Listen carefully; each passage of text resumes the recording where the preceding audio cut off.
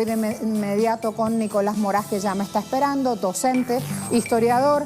Nicolás, más que acertado en este momento enfilar para el lado de la historia para entender el hoy de Argentina, ¿te parece? Me parece muy bien.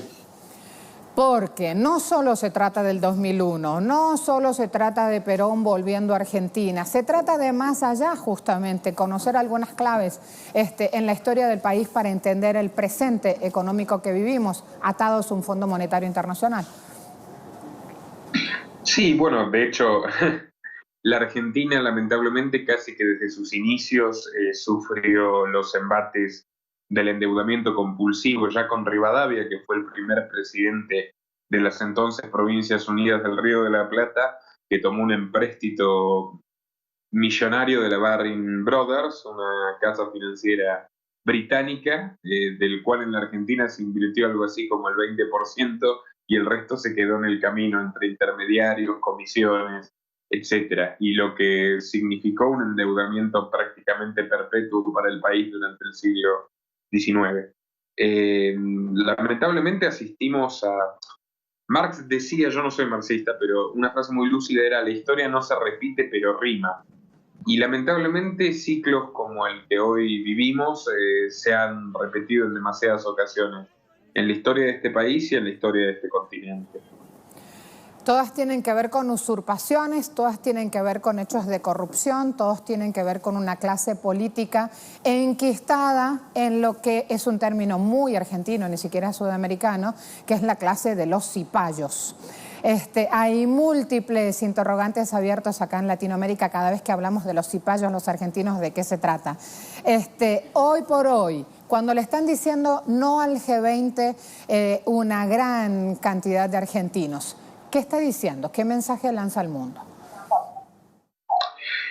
Mire, mientras la Argentina colapsa, como se anticipaba en la conversación que tenía anteriormente con la gente de corresponsalía, en todos los sentidos, yo diría no solo ya económico, con una inflación que es superior a la que se vivió incluso después de la megacrisis del 2001.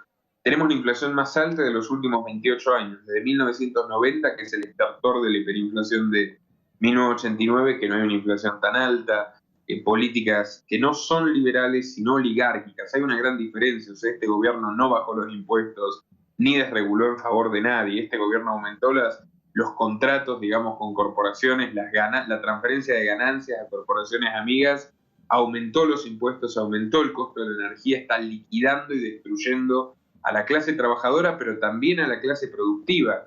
Ya prácticamente no cuenta con apoyos dentro del empresariado, salvo los de los oligopolios extranjeros o los oligopolios nacionales amigos al gobierno, que son la minoría, generalmente especuladores financieros.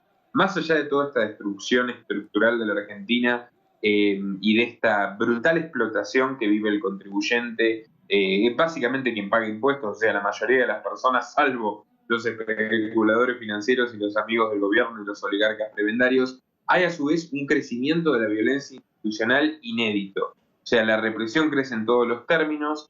Para esta cumbre se ha generalizado, por ejemplo, el espionaje sin orden judicial, que es algo que se intentó legalizar en el Parlamento a principios de este año. Yo presenté un informe de 73 páginas para frustrar ese proyecto.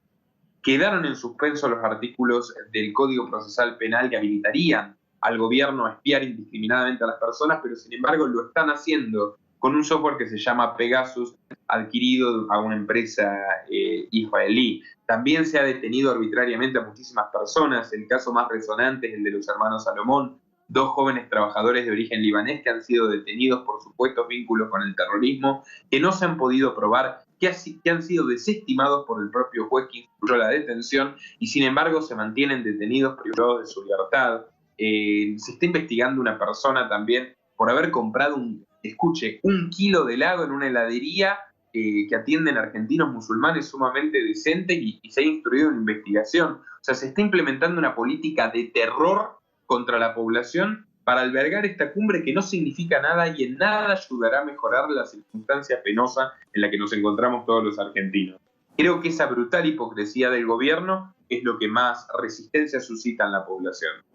¿Por qué estás tan seguro, Nicolás, que no ayudará en nada el G20, como lo muestran en múltiples carteles? Miles de almas que se han quedado ayer, por ejemplo, sin poder participar en este encuentro que marcaba el inicio, la inauguración de la anticumbre, por decirlo así, del G20. Mire, en un principio el G20 ni siquiera es un instrumento de gobernanza mundial como lo pueden ser otras organizaciones, la ONU, la Organización Mundial del Comercio, etcétera. El G20 es figurativo, es una de esas tantas, digamos, de esos tantos artilugios para justificar onerosos viajes y reuniones donde se habla realmente por debajo del escritorio, por fuera de las cámaras, en off, como se suele decir, de asuntos que no tienen que ver con esa agenda simbólica en la que hablan de género, de inclusión, del trabajo, las nuevas tecnologías. La realidad es que, no.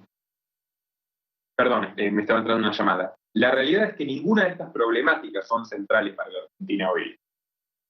Argentina está viviendo un colapso económico absoluto, un proceso de endeudamiento compulsivo nunca antes visto a tal ritmo, y como le digo, las penurias que sufren los ciudadanos, la represión que vivimos, la falta de libertad, no se está tratando en esta cumbre. Al contrario, esta cumbre ha acrecentado estos problemas.